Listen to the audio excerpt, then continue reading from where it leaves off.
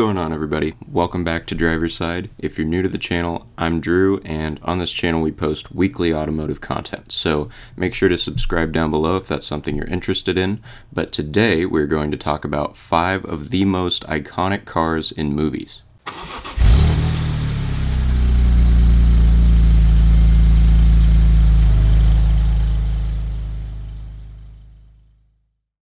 Alrighty, well, I've got my cup of coffee, so let's kick off this video with probably my favorite car that's on this list, and that is the Aston Martin DB5 from James Bond. So the popular James Bond spy novels first came on the scene into the movie industry in 1962 with their first film, Dr. No. The first film was a hit with Sean Connery starring as James Bond, and the allure of having an international spy as your main character showed that this could be a promising franchise moving forward. However, it wasn't until the third movie in 1964 when the cool spy got a cool car to match. In the third movie, Goldfinger, James Bond was given an Aston Martin DB5 that was outfitted with all sorts of gadgets, including smokescreen, a revolving license plate, a GPS tracker, oil slick, a rear bulletproof screen, front wing machine guns, tire slashers, and even an ejector seat. Ejector seat? You're joking.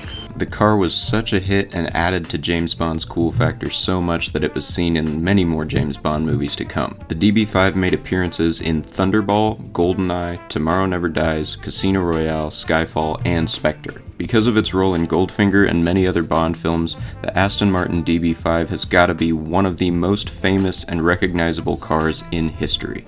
The original DB5 from Goldfinger was sold at auction and then was later stolen in 1997 and hasn't been seen since. If you want to see James Bond's infamous Aston Martin, you're in luck because you can go see the DB5 that was used to film GoldenEye at the London Film Museum. I'd really like to go there sometime and see it.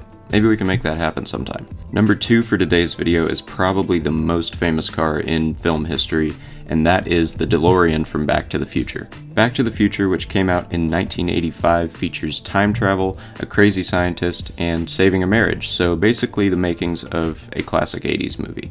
But you can't time travel without a time machine, and that's where the DeLorean comes in. If you're not familiar with the movie, in Back to the Future, crazy scientist Doc Brown makes a time machine out of a DeLorean. The gull-wing doors and wedge design gave it a futuristic look for the 80s that fit the movie perfectly. The movie did very well and made the DeLorean one of the most iconic cars in history. And I can understand why, because, I mean, look at it, it's a time machine. Who doesn't want a time machine?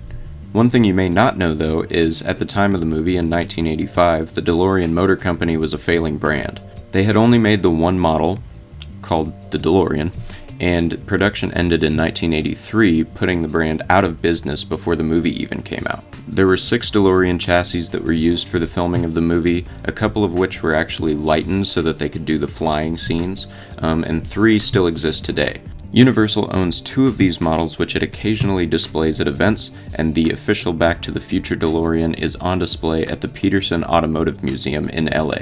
So number 3 on my list is probably one of the more underrated cars in film history in terms of popularity, and that is the Mini Coopers from The Italian Job.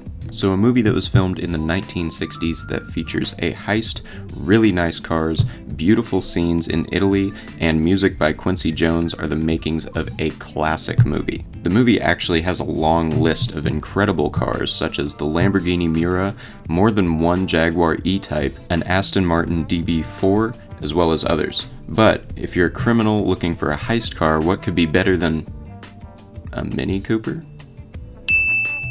Okay, a Mini Cooper. So in The Italian Job, a group of thieves plans an elaborate plot to basically cause a traffic jam and rob a crime lord of a big gold shipment that he's moving. The thieves take the gold and place it into 3 different Mini Coopers, which results in an epic car chase. In this car chase scene, these Mini Coopers are seen driving through busy shopping centers, downstairs, and even over rooftops. The chase ends when the Mini Coopers drive into the back of a moving truck. Like I said, epic. The movie, and more specifically that car chase scene, were so popular that the movie was remade in 2003 with later generation Minis. The movie also inspired a charity event where Mini Coopers, as well as other cars that were seen in the film, drive from the UK to northern Italy and back. That would be super fun. If I could do that at some point in my life, that would be awesome. You know what? Hold on, I'm gonna add that to my bucket list. Get out my notes here. Here we go. Bucket list. Italian job charity drive thingy. Alright, it's on the bucket list. Sadly, all 3 of the minis used in the filming of this movie were destroyed in a particularly difficult scene where they had to drive through a tunnel.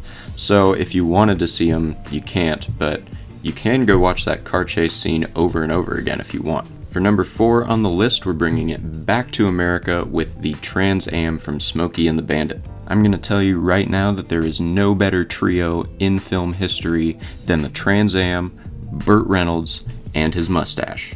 I mean, look at that thing. Look at that mustache. That's a nice mustache. And the plot of this movie is great too, because what's more American than smuggling beer across state lines? So if you're unfamiliar with the movie, Burt Reynolds, or the Bandit, is hired by some rich dude to smuggle Coors beer across state lines. What's really interesting about this movie is part of the story behind it is actually true. In 1977, when the movie came out, you could not sell Coors beer east of Oklahoma. I'm not really sure why that was a rule, but they didn't have distribution rights or something in other states. So, a lot of people did actually have Coors beer smuggled across state lines like this. So in the movie, the Bandit is hired to basically distract police while this truck runs illegal beer east of Oklahoma to its destination.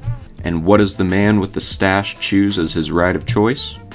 A Trans Am. The 1977 Pontiac Trans Am used by the Bandit in the movie was black with a gold trim and a giant gold Firebird logo on the hood. Look at that majestic bird. Nothing screams fast like a Firebird. And I mean, look at that car. That is the perfect car for an American hero to smuggle illegal booze across the American Midwest. I think Burt Reynolds, his mustache, and the fact that the story was partially real really heightened the movie's popularity and made the Trans Am a super iconic film car. The 4 Trans Ams that were actually used in the movie were all destroyed during production.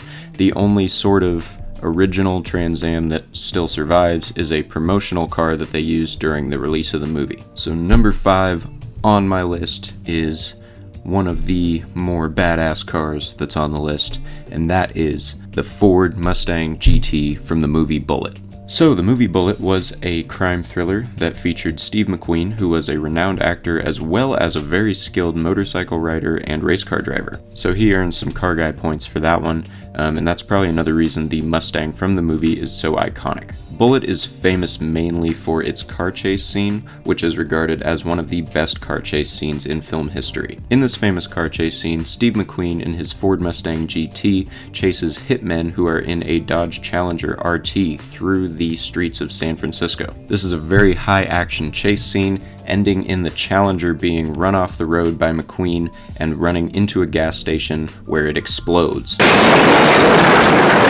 Quite the ending for a car chase. Steve McQueen, being a skilled race car driver, did a lot of his own driving. In fact, he did his own driving and stunts whenever possible on set. This is probably one of the reasons that the Bullitt Mustang is so popular and so iconic. The Highland Green Mustang GT from the movie inspired many generations of Mustang to have Bullitt editions. The Mustang Bullitt is still being made today, and at the reveal of the 2019 Bullitt, the original car from the movie resurfaced and the 2 cars were shown together. That's a pretty solid transformation if you ask me. Well guys, that is it for my top 5 list of iconic film cars. If you enjoyed the video, make sure to leave it a like, and make sure to subscribe down below for weekly car content. I'll see you guys in the next one. As always, enjoy the road.